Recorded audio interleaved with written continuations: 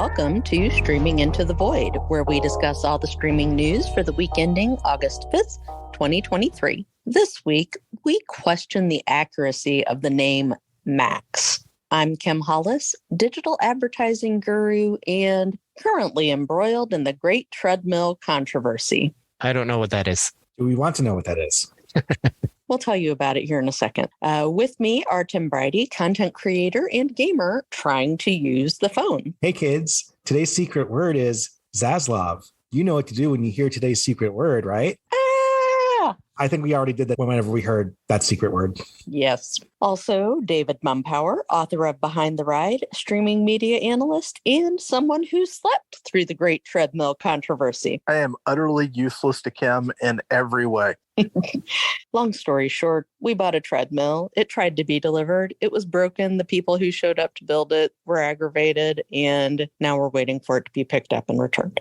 And the podcast is produced and edited by Raul Buriel, who's just announced that he's moving to another conference. I don't know which one yet. No one's taking my calls. Anyone? Anyone, please. In our deep dive this week, it was Warner Brothers Discovery's turn to go before Wall Street to present their quarterly earnings. Raul, how did it go? Well, their big summer superhero blockbuster, The Flash, bombed. They missed estimates, and their combined streaming services lost 1.8 million subscribers. David, how do you think Wall Street reacted? The stock is up $1.43 since the announcement, but if you want to look at the meta perspective, at least it's still down $2 from what it was at in February. But yes, everything about this was bad and the stock went up. Yeah, to be fair, they have two bits of good news. The first one is entirely cynical. Warner Brothers Discovery free cash flow doubled in the quarter. That's because, of course, with two strikes underway, the studio can't produce anything, so they're not spending any money. And as we've discussed, bonuses for studio executives are now tied to free cash flow, since trying to tie it to stock price wasn't earning them any bonuses. It's almost like they wanted a strike so they can make their bonuses. Yeah, I just want to say this is an example of two different stories we've previously discussed somehow coming together in the most unexpected way. That's what happened here, and that we had said they want this strike because they want to improve their cash flow and because they don't do any content anybody wants at this point. That's the only way to do it is if they stop paying people. And on top of that, we previously discussed Zaslav's changes to his own contract and that of executives. And at the time, I referred to it as him giving himself a force multiplier based on, you guessed it, folks,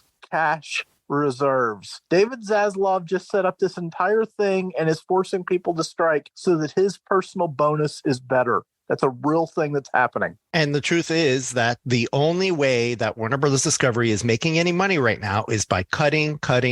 We've seen it over the last year, the layoffs, the content that got erased. They're actually creating lost media. Also, they can take tax breaks. Their linear offerings remain their biggest revenue generator, but it is shrinking quarter over quarter, year over year. We know that linear is dying. In the meantime, their streaming services are losing subscribers. There is no growth at the company. They are simply shrinking the company in order to make it so that it looks like they have some kind of revenue. Long term, this is how you kill a company. Yeah, I don't actually know what Zaslav's credentials are in terms of business education. I know that he's recently spoken at a graduation and pretend like he was good at business, but apparently the man has never heard the maxim, you got to spend money to make money, because they're just not going to spend money until such time as somebody buys them. That's all this is. But I did say that there were two bits of good news, and the second bit of good news is coming up next quarter, David. And what is that? So the one thing about this quarter is basically Warner Brothers Discovery got none of the Barbie bump for this. That film wasn't released at the end of the quarter, which means that, you know, Barbie is well on its way to making at least $500 million domestically and at least $1 billion worldwide. None of that is in this quarter, which means they will show growth next quarter because they accidentally stumbled into a very successful movie. Which essentially buys them 3 months of good graces with Wall Street. They're going to come out next quarter and say, look at this massive growth we had. And Wall Street's going to reward them for that with an expectation that it's going to be sustained. And of course, they can't. It's not like they can do another Barbie the following quarter. It's going to be essentially apocalyptic 6 months from now. Why Wall Street continues to reward Warner Bros. Discovery and David Zaslav is beyond me. I don't understand it. Essentially, this company is already up for sale, even though they can't officially say it yet because there are contractual agreements and because the government won't let them sell the company so soon after they just bought it. But within a few months, that for sale sign will be out there and they're going to all point to Barbie and say, look, we are a successful company. And everyone else is going to say, yeah, but what else you got other than Barbie? And it's going to be a really tough sell. Wait. Are you saying you do not believe in the upcoming Blue Beetle project?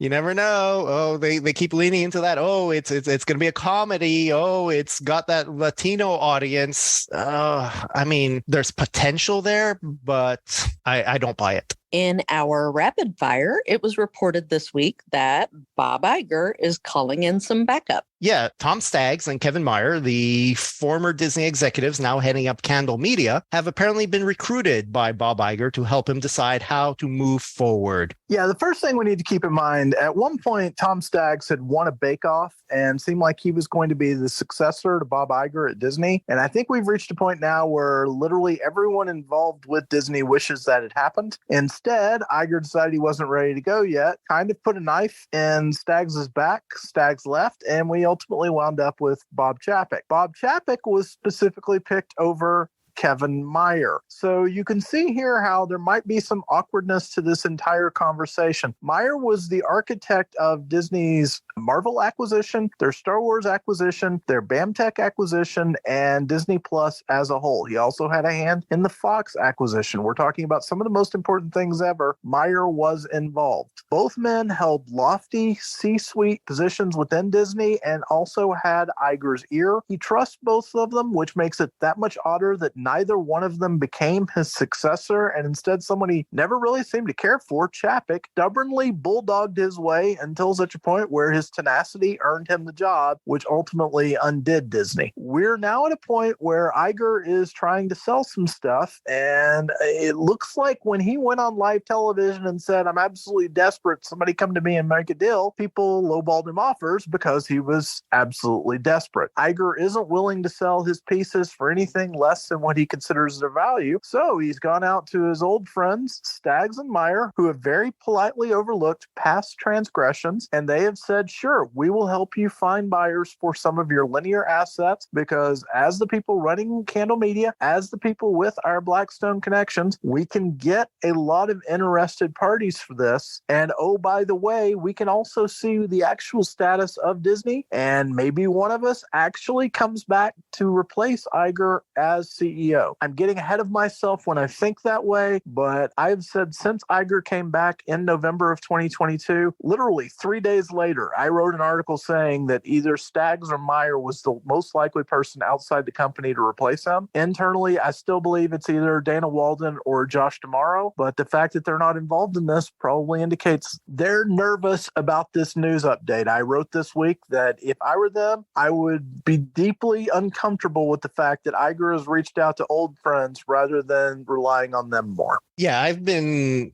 making noise that Candle Media essentially was a shadow opportunity by Staggs and Mayer to get back into Disney. Maybe at some point they get an offer to buy Candle Media. This is the company that owns Cocomelon. That is their big asset, although they have others. They own the Reese Witherspoon production company, Hello Sunshine. They own Bippy, the other kids program. They own a number of different products, which I think would be great assets for Disney. And for them to put together a portfolio and then bring it to Disney for them to buy seemed like an excellent move. And that seems to be maybe what is happening here. And by bringing them into the company, it would be like what's that term they use? An acqui-hire, the way that Apple bought Next, essentially, so they could get Steve Jobs as their CEO again. Right. You're buying for the talent, not the company's assets. Exactly. I would say that if Staggs and Meyer are talking to Bob Iger, despite the previous awkwardness, it's because there is a lot of potential on the table here. And yes, maybe Meyer has to convince Bob Iger to sell some things, despite Meyer being the guy who was involved in so many different acquisitions. I would say that yes, maybe Disney can sell ABC. Yes, maybe Disney could sell ESPN, but that's only so they can get enough money that they can then buy other things, like maybe the Comcast share of Hulu or other things like Candle Media. You're selling some things so you can buy other things. You sell the things that are shrinking in revenue so you can buy things that are going to grow in revenue. This is the first sign of positivity and good news to come from Bob Iger since he's returned to the company. I think that he's finally moving in the right direction. It's just taken him a long time to get there. And the other thing I want to point out here that does matter to this conversation, at least in my estimation, we keep saying Staggs or Meyer as if it's an either or, and it doesn't necessarily have to be, because if we go back in time to Disney history, one of the times of extreme prosperity for them, they went out and got Michael Eisner, but Eisner did not come alone. He also brought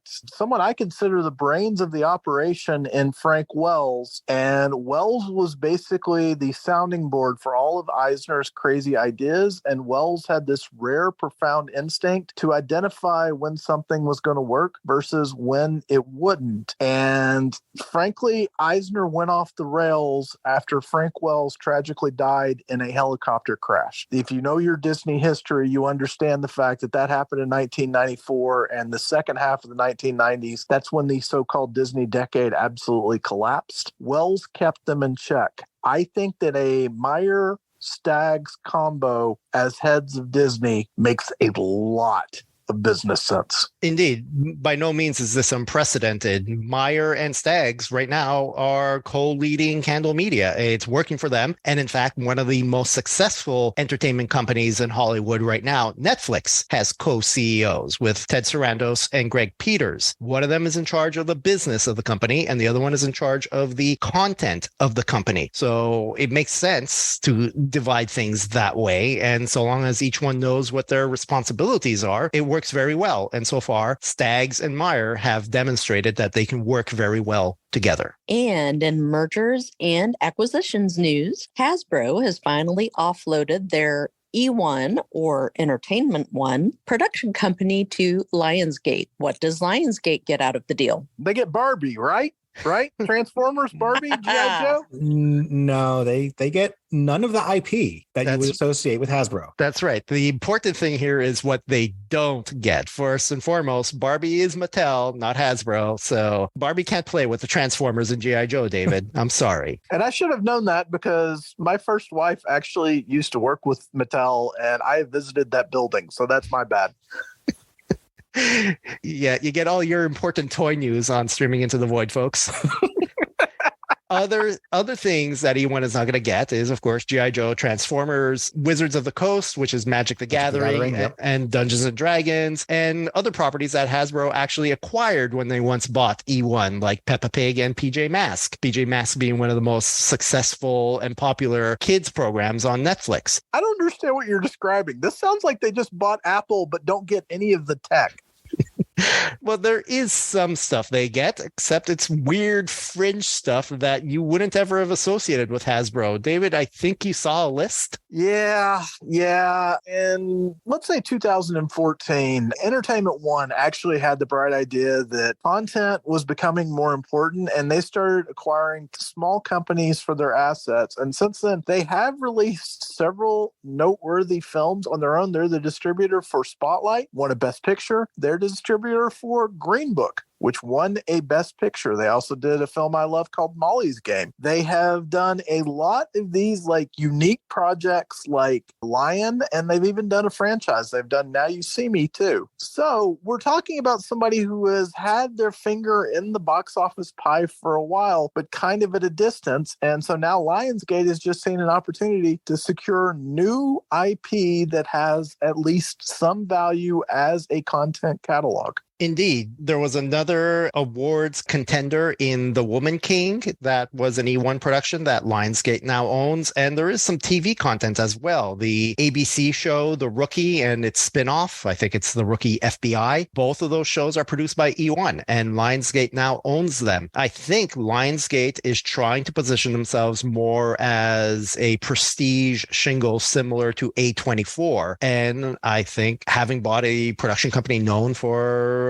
distributing Academy Award winners is a good move for them. In fact, the fact that they were able to spin off Starz, their cable and streaming service, which was an albatross for them, and immediately move towards acquiring a production company known for some prestige content is a very clever move for Lionsgate. And I think they are positioning themselves very well, especially right now, given the position Hollywood is in with the writers and actors strikes. A24 and Lionsgate, neither of them are members of the AMPTP, and that is the consortium that is being struck against, which means that Lionsgate can continue to produce movies and TV shows while other studios like Universal, Paramount, and Disney cannot. Lionsgate can because they have agreed to the terms of the writers and the actors. So they're getting these waivers and they continue to produce content while most of Hollywood is shut down. And in addition to The Rookie, they also do reality television as well. Probably their most successful series is Siesta Key, which is an MTV offshoot that's already had 5 seasons and is really exploding in popularity lately. And then they also do the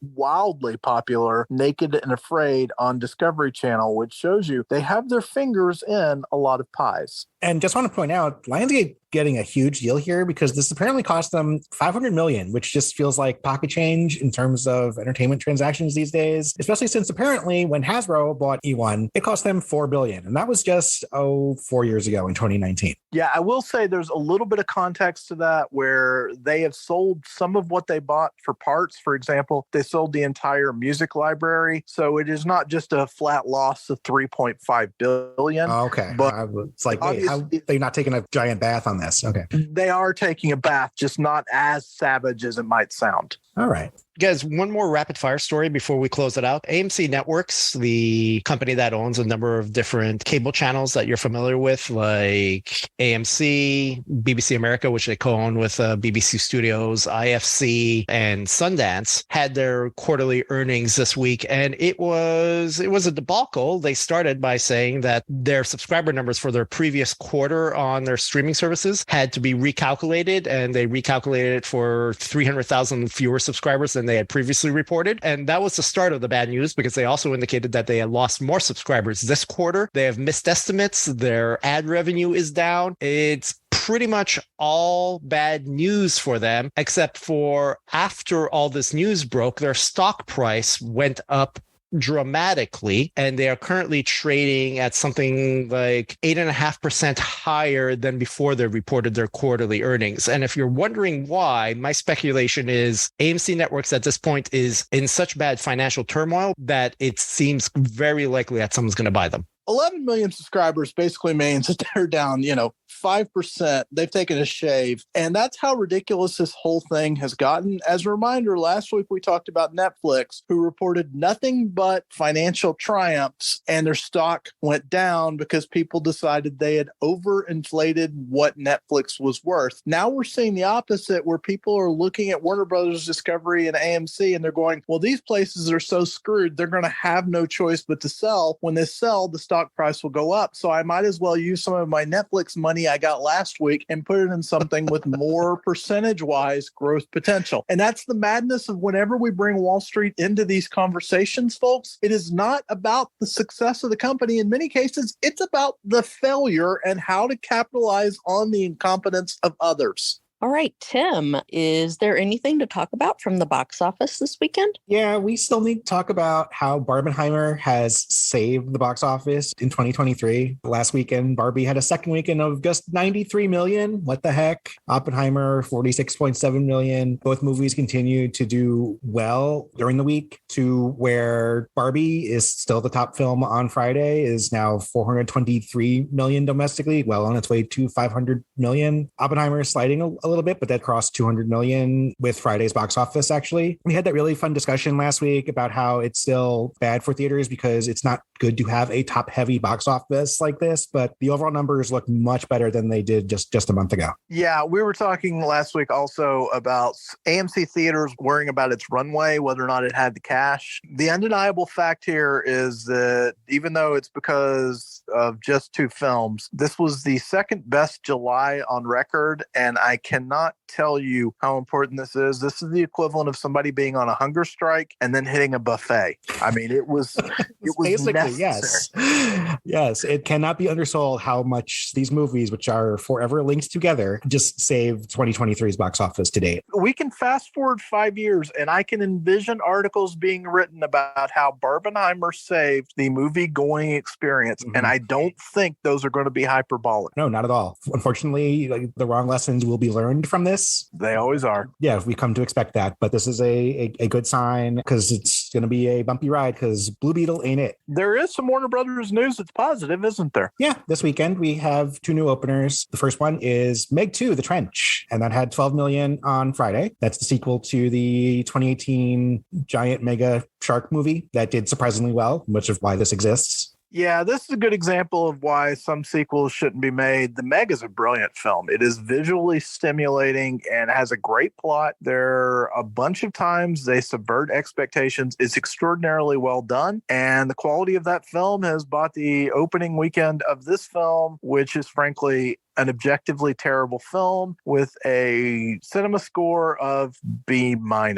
Ooh, it is actually down. The 12 million is actually less than what the Meg opened to back in August 2018. That started with 16.6 million on Friday, but that's to be expected given the nature of box office changing in the last several years. But yeah, that doesn't bode well for its future. Its weekend should be fine. What, maybe 27, 28 million? I think it's going to not quite get to 30 million. So yeah, that sounds right to me. Okay. Just looking at this analytically though, all of the metrics on this are terrible. It's got a tomato meter score from top critics of 28%, the audience score of 71% for an opening weekend. That's bad. Kim and I were having this conversation yesterday and I told her there has been no buzz for this film. No, not at all. This is going to be its one day highlight and then it's going to be grim. Yeah, we might be overestimating it too, since it is terrible. But yeah, it exists because of the success of the first one. So that's not a bad start. Along with Barbie, it is also a Warner Brothers movie. I don't have the budget info handy, but hopefully it wasn't too expensive. Yeah, budget of 129 million. Oh no. Well,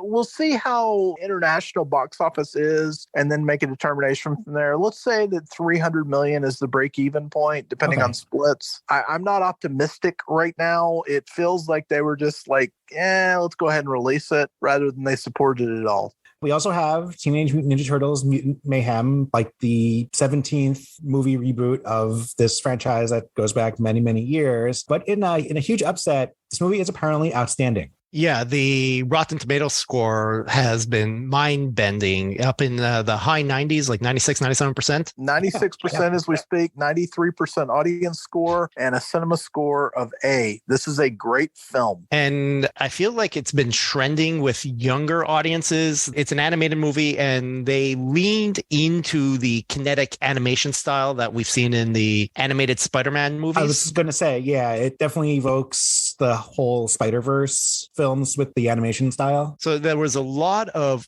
upshot for this movie, and yet it's not doing well at the box office. Yeah, I mean, you would maybe expect better, but again, it's that whole where just mid-tier stuff just is not doing what it should be doing, which is the concerning factor. Like I said, we're saying box office has been saved by Barbie and Oppenheimer, but you still need these middle-of-the-road films to do better. Yeah, by the way, this reboot is written by Seth Rogen and Evan Goldberg, so I'm not surprised that, as someone who probably grew up with the Teenage Mutant Ninja Turtles franchise, that when he had the chance to make a movie, yeah, he went forward and did it right. The other thing I'm going to throw in here, we should remember the conversation we're having about not having the middles here is absolutely applicable here. This only has a budget of $70 million, though. They kept costs down on this, which means there is a path here for this one to be financially profitable. We're going to have to wait and see. This isn't the best start, but it's done okay overseas. Mm-hmm. So it's at least got a shot. Yeah, we haven't actually said anything yet. It actually opened on Wednesday, starting out with 10 million, and then it has a Friday of 9.3 million. So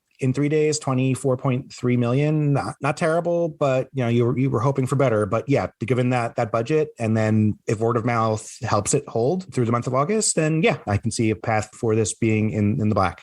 David, you and I discussed this offline earlier this week, but I think there's an argument for Hollywood postponing or even re-releasing some movies in light of the strike and also the Barbie Hammer Runaway Train here. I think we even touched upon it last week when we talked about Haunted Mansion, where Haunted Mansion really should have been a Halloween release, and should maybe Disney consider re-releasing that movie in October like its summer release never happened? Should Tom Cruise, who is so desperate for those IMAX screens, wait until the fall and then re-release Mission Impossible again? Are there movies right now that could have done better if Barbie Hammer just wasn't monopolizing the theaters at the moment? Tim, what is your instinct on this? I don't think it will happen, but it should happen. We've already had movies slated for later in the year be pushed out, either due to studios hedging their bet and wanting to stretch out their content in the can, should the strike be extremely prolonged, which signs are starting to point to at this point. And also maybe because,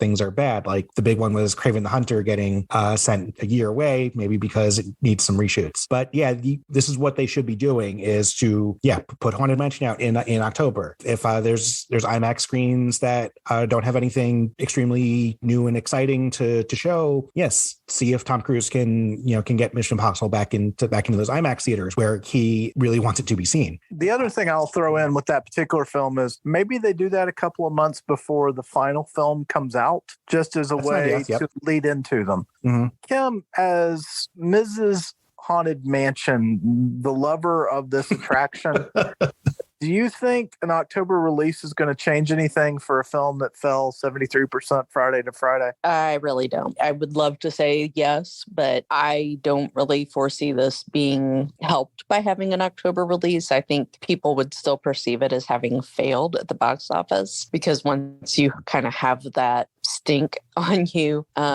it's pretty tough to get it off. I do think we could potentially see it on Disney Plus, and they may rally around it in that way. But like Tim said, should some of these studios do this? Yes. Will they? No. Yeah. Not that you can save Haunted Mansion at this point, but I mean, that would be a little bit of found money just, for a couple weeks in October before you have it show up on Disney Plus. If I'm Disney, the better play there is to release Hocus Pocus 2 in theaters this time. Oh, geez. I wonder if they could do that. Wow. I see no reason they couldn't. And I can hear it in your voice. You see that path too now, don't you? Yes, absolutely.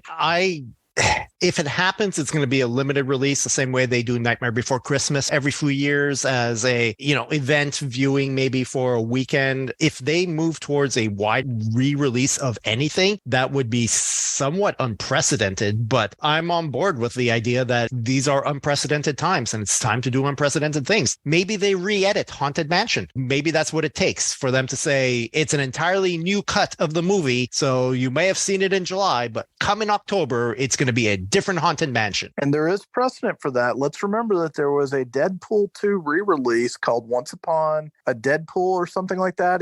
They made it a Christmas film in the vein of Princess Bride, and then they re-released it in that form. It is not something that we should discard as impossible at this point. And, to the film executives listening to this are going to hear about it secondhand. What I'm telling you is right now, the most important thing is agility. You cannot cannot be stuck in convention right now. You have to be thinking in terms of what have we not tried. And the reason I don't necessarily believe in Haunted Mansion or even Mission Impossible this way is because I don't think the quality is quite there for that, even though I love the Mission Impossible film. Mission Impossible makes more sense in a lead up to the next thing because that is the criticism people have. It's a part 1 of 2 and it feels anticlimactic almost. It feels like it hasn't finished yet. Mm-hmm. Elemental is the only film on the summer schedule that I really feel confident if you gave it a second chance with the stronger push, it could do more because we've seen it become, the number 1 film Disney's ever had in South Korea. I mean, there's weird things happening with Elemental because of its buzz, and it's going to cross $150 million, which nobody had after its sub 30 million opening weekend. But that's happening because of what you're saying, Tim, and you're absolutely correct to say it. Everything we're seeing right now is different than what we saw before the pandemic. And if we don't adapt to that, if we don't adjust for it, we're screwing up. All right. Well, that was interesting discussion. Tim, how about the ratings? Hold on, Tim. Before we start the ratings, is Suits going to be a part of this conversation? Yes. I'm going to take a break. No, come on. All right. All right. We have the Nielsen streaming ratings featuring Suits for Monday, July 3rd to Sunday, July 9th, 2023. And your top original show, not a surprise, is The Lincoln Lawyer. 1.4 billion minutes for 15 total episodes. The first 5 episodes of the second season arrived on July 6th. So this is actually 1, just a 3-day number, and 2, we're going to see this happen again in a month with the second half of the episodes, which came just this weekend as we're recording this, August 3rd. Yeah, I'm going to go ahead and throw this out there. Right now, the Matthew McConaughey movie, The Lincoln Lawyer, is not available on Netflix. So when it debuts, you can go ahead and write down another billion minutes that they're going to add for that. They have completely reinvigorated this franchise by turning it into a series, which will have benefits down the line we can't even envision. This is the second straight season that has proven wildly popular, and it's doing so well that I'm actually wondering if Netflix is going to actually renew this for 2 or 3 seasons. They should. I know it's based on a book series. The movie touches on 1 season of it, and then the series touches on another book in the series. Sure, there's only a few more to go, I think. But I can see them being with this being such a huge hit. I can see them going ahead and saying, "Go ahead, yeah, make more." Another big hit for Netflix with a split season is In Second. That was the show we saw top the list last week. The Witcher, about 1.2 billion minutes for 21 episodes. Again, just 5 episodes arrived on June 29th. 3 more will arrive on July 27th. So we'll see that shoot back up the top of the list as well. So I think we're going to see The Witcher shoot back to the top, and then the following week, the Lincoln Lawyer back on top again, just like we did these past 2 weeks. Pretty clever strategy in the end for Netflix to do these split releases. They basically dominate the charts at this point. Yep. And I 100% maintain they discovered this accidentally because shows had to stop production during the pandemic, at the start of the pandemic. So then they released what they had of a show or 2 and then put the rest out later when they were able to finish the season and said, hey, look, wait, people will probably subscribe twice if we spread out a show rather than just drop the whole season of a really popular show at once. And then, as I'm sure they have their internal metrics where people will sub for a show and then unsubscribe, just for 1 month. And then they'll jump back on when there's a show they want to watch. And now they have to definitely get 2 months of subscriptions from people. I'm not cynical at all.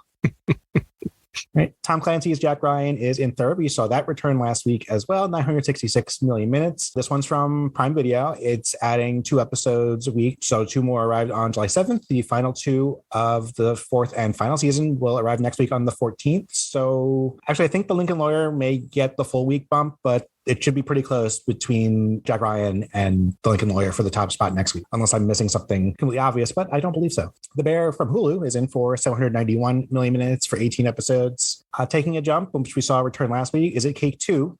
755 million minutes for 8 episodes, the full week of the second season. Again, maybe because of the title, Nielsen is considering it a separate show from the first season. So this apparently only counts the second season's viewing and not the first one. Black Mirror from Netflix is 615 million minutes, 27 total episodes. And then in 7th from Disney Plus, here's Secret Invasion again, 426 million minutes, now with 3 episodes. So this show is not gaining viewers and or turning them off. We had this discussion last week about it its quality. But these numbers have actually been kind of flat. Even it started with one episode and was like, oh, that's a very good number. But now we're seeing a slightly less number with more episodes. That's not good. Yeah, I would say that's pretty disappointing. You'd hope it might gain a little bit of momentum, but again, it's not a good show. It's objectively not a good show. Although I will say episode 3, it still hadn't really gone off the rails yet. So the fact that people are still not like jumping on board to watch this is not a great sign. Yes. Okay. So the train wreck starts next week. All right. We have generally seen this with the shows that release weekly is they will at least show some incremental growth as they add content. Even if people are only watching the new episode, you're definitely getting people. It's like, oh, okay, this is enough episodes now. I've got a couple hours. Let me binge this. And then it gets that binge bump, as we've been calling it, at the end of the season when the whole show's out. But this is not what's supposed to happen with shows that add episodes week by week. Returning after I thought it was seen for the last time in 8th is Ted Lasso, 417 million minutes for its 34 episodes from Apple TV Plus, of course. In 9th, still here, Star Trek Strange New Worlds, 351 million minutes for 14 episodes. Now, this is a show I would definitely expect to grow over the next couple weeks because it's actually adding just one episode a week for its second season, and that's good. And I saw so many people talking about it when they had the crossover with Lower Decks a couple weeks ago. You guys were super excited for this. And apparently the episode that came out this week was a musical. Am I seeing that right? That's right. They've been leading into the weird, quirky episodes this season. Yep, sure was. Right. And it was magical. All right. So, yeah, I'd expect that to take a jump then. Good on you, Paramount Plus. You're trying. Yeah, I'd also say that Strange New Worlds is, I feel like it's a very accessible show. I don't really know why. I think it's because the cast is really strong and likable, where some of the other Star Trek series recently maybe haven't quite had that same great group going for it, more just some individuals that are good. So this one might be a grower. I wonder if it's because it's got characters that we're familiar with, at least through the Star Trek lore. This is the crew of the Enterprise pre-Kirk. So, you do have Spock, you do have Uhura, Nurse Chapel. Yeah. Mm-hmm. And we know Pike from some of the movies. So yeah, I can see what you mean there. Originals wraps up with Manifest from Netflix in 10th, 349 million minutes for 62 episodes, hopefully for the last time. I love the variety on the chart this week. There were only 5 Netflix shows in the originals, and the other 5 shows were from 5 different streaming services: Hulu, Prime Video, Disney Plus, Apple TV Plus with the return of Ted Lasso, and Paramount Plus. And there is potential, of course. Peacock does tend to chart from time to time as well. We are starting to see a lot more diversity in the streaming charts. I love seeing that. Yeah, it is good to see, especially as we've gotten more data, because not all of these services were initially included in the Nielsen ratings, but yeah, that it's more widespread. Yeah, we've had Peacock hit the originals chart once or twice. I guess HBO Max can only land on acquired because their shows, if they simulcast them on HBO, Nielsen's counting them as acquired, and we don't have anything this week from them. But there's always a possibility for them there if they have something that can break out. Movies is thankfully led by something from 2023. That is The Outlaws, 711 million minutes. This was the comedy starring Adam Devine, Pierce Brosnan, which we really liked the trailer, but the reviews were not great for it. Yeah, that's right. Once it came out, the reviews weren't great, but people will watch whatever on Netflix. So. Oh, yeah, absolutely. There you go. Yeah, this arrived July 7th, so this does just cover the weekend. So if it didn't turn off audiences, we might see it take a jump next week with the full week, because this is just a weekend figure. And the other thing I've got to say follows up on last week's conversation when nothing in movies would have finished better than 9th on acquired. So it's just nice to see any movie doing this well this week. Yep. On their overall chart, The Outlaws would land 10th. So you made it just barely. We've seen this before. In second, returning to Netflix, Titanic, 421 million minutes. Yeah, it came back to Netflix on July 1st. This has happened before. And of course, this was, some hilarious timing with, remember about a month ago, the people who tried to see the wreckage and it didn't go well. And then it's been 84 years and it's still charting. Yep.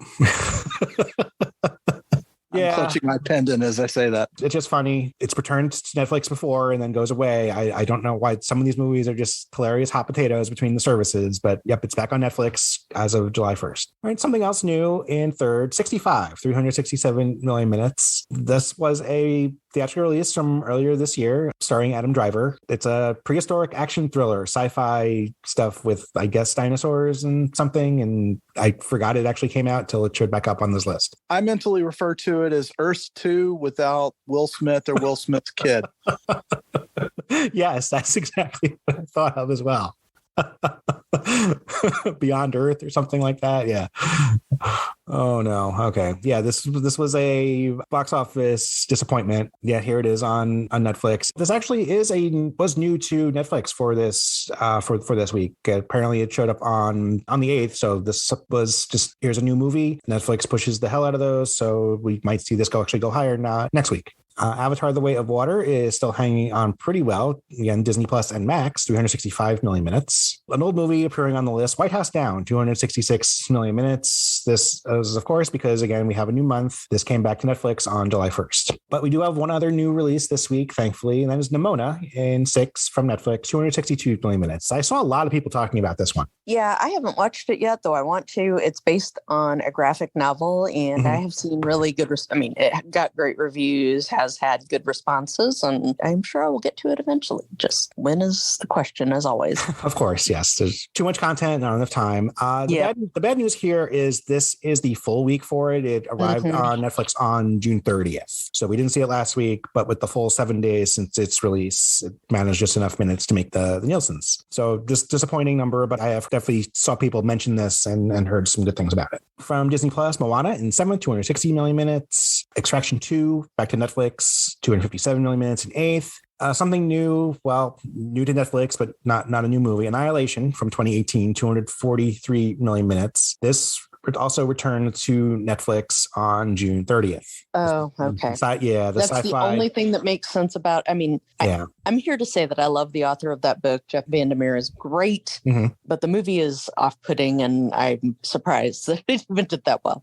Yeah, this was the sci-fi movie with Natalie Portman. I definitely remember when it came out. Is good. People were like, they thought she was going to be like some action hero or something like that, and it was just some very weird, it was just a weird vibe to it that turned people off. I remember that much. And movies wraps up with something we saw new last week: Run Rabbit Run, 222 million minutes. Okay, Acquired is 10 shows we've seen before, once again led by Suits, coming in with 3.6 billion minutes viewed. Why? Okay.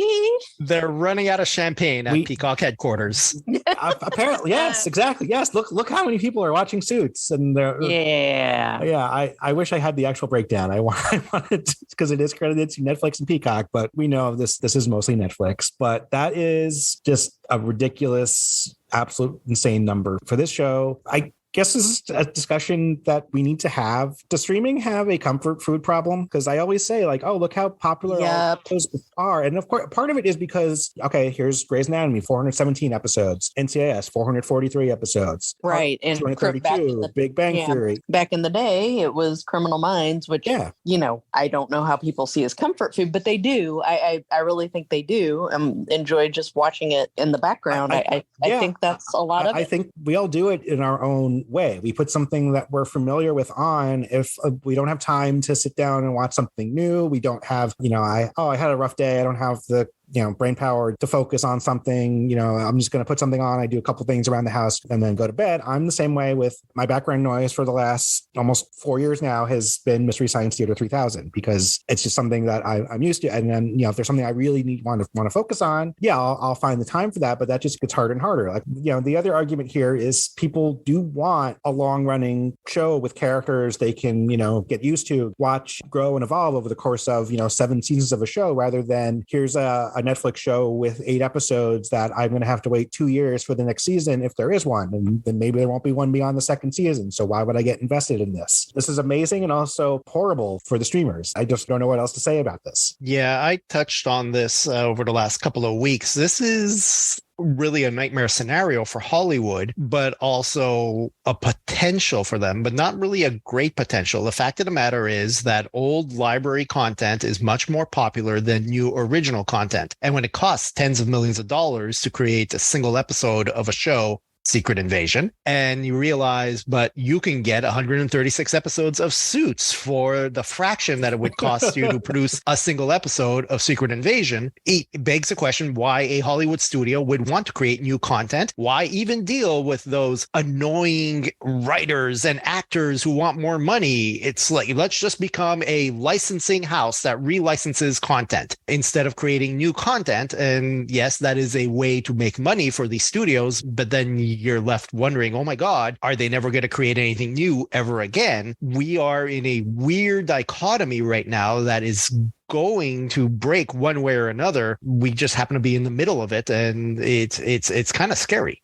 Yeah, like I said, the rest of the list is it's nothing new returning this week. Bunked isn't here anymore, thankfully. Yellowstone does creep back on. That's Peacock in 10th, 424 million minutes. That being the floor for the acquired chart. It went from always interesting, like, oh, look how many people watch all these old shows with a million episodes. Like, that's a problem. And this is likely one of the sticking points regarding, like, residuals with the strikes as well. How much money are the people involved in these shows really getting from the ridiculous popularity of them now? Sure, when they were on syndication on broadcast, sure, that made you a lot of money. This maybe not so much. And the actors and writers are going to want a bigger piece of that.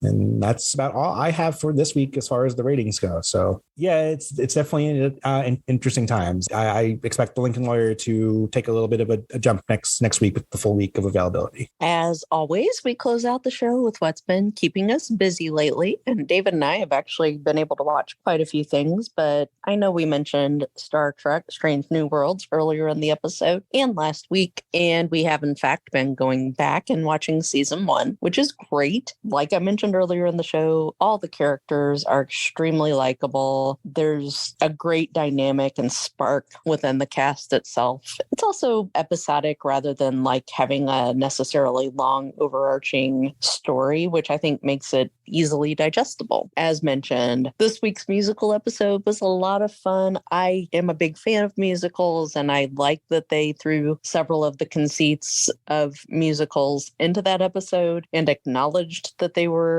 kind of going for that formula there. It was very meta in that respect. It's one of the better shows on television at the moment, or on streaming, I guess I should say. Raul, how about you? There's actually been a lot of great live content on television lately. Of course, the Women's World Cup is happening in Australia and New Zealand right now. And fortunately for me, most of those games are happening somewhere in the vicinity of about 3 a.m. But when I do get to watch them, that is entertaining event viewing. At the same time, as we told you on What's New in Streaming a few weeks back, Lollapalooza is on Hulu this weekend. From earlier this week on Thursday until Sunday, you can watch most of the acts of Lollapalooza live on Hulu. And also ESPN2 has carried on a tradition where ESPN2 becomes ESPN8, the Ocho. This is, of course, themed off of a one-off joke from the movie Dodgeball, a true underdog story that premiered in theaters in 2004. They've been doing this about once a year for 20 years, where they show you weird and quirky sports, and some that I really suspect they made up just for the Ocho, like slippery stairs. That can't be a real competition. It aired on Friday and Saturday. One of the highlights on the Ocho this week was cornhole. This is actually a sporting event that you can see frequently on ESPN or ESPN2. They had a cornhole competition, and the weirdness about it is that Shamar Moore, the star of SWAT, one of the shows on the acquired list, is apparently quite a competitive cornhole player, and he won the competition on the Ocho this week.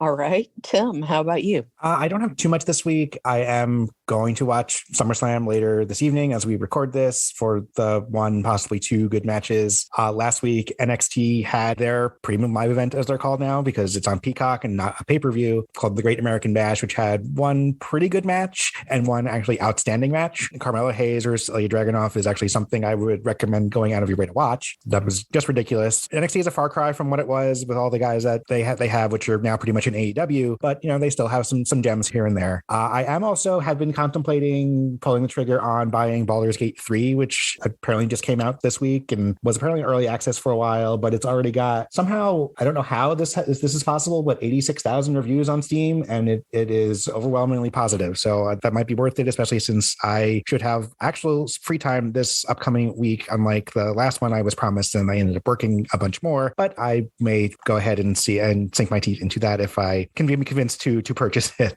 as a new game. Okay. And David, how about you? Yeah, Kim already touched on it. Basically, you can probably hear it in her voice. Historically, she's more of a Star Wars fan and I'm more of a Star Trek fan. She is 100% behind the wheel on us watching all of the Star Trek Strange New Worlds episodes. She is head over heels in love with the cast, and I get it. They're all terrific. I think that if you asked 10 people watching this show who their favorite character was, you'd probably get 6 or 7 different answers. We go back and forth on it. I think mine currently is the Doctor, but I'm not even sure about that. And the captain, Anson Mount, he was apparently introduced in season 2 of Star Trek Discovery, and he's a revelation here. He's best known for the failed Marvel's Inhuman show on ABC that was just a disaster. Turns out this guy is magic, absolute magic, and the way they are reinventing Star Trek forcibly reminds me of something we're also witnessing right now on our PlayStation. I know that's a weird segue, but they're redoing Final Fantasy VII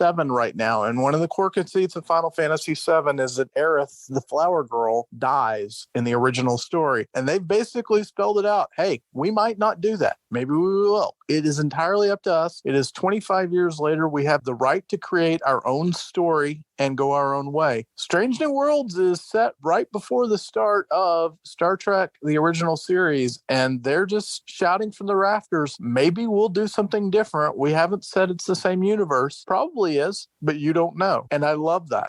And I love how reverential they are. And the musical episode has one particular song by Christina Chong. And Kim will tell you, I am actively obsessed with it. It's the same person who did the musical episode of The Magicians. And you can tell that person is a genius. Kim, I'm just going to ask you, Star Trek Strange New Worlds Season 2, what's the best episode? The crossover with Lower Decks, the musical episode, or the time-traveling episode where she meets alternate universe Kirk? I mean, they're all good. I would probably have to go with the crossover, but, I might change my mind on a different day. That's where I am with it. For me, it's probably the time travel episode, but all 3 of them are 10 out of 10 television, and we're kind of kicking ourselves that we weren't watching this show from the beginning. Thank you for listening to Streaming Into the Void. Please consider subscribing via Apple Podcasts, Google Podcasts, or wherever you listen to podcasts. And we welcome your feedback. Remember that we're on social media at Streaming Void and online at streamingvoid.com. If you like what you're hearing, please consider becoming a supporter on Patreon at patreon.com/streamingvoid. Be sure to watch for us again next week.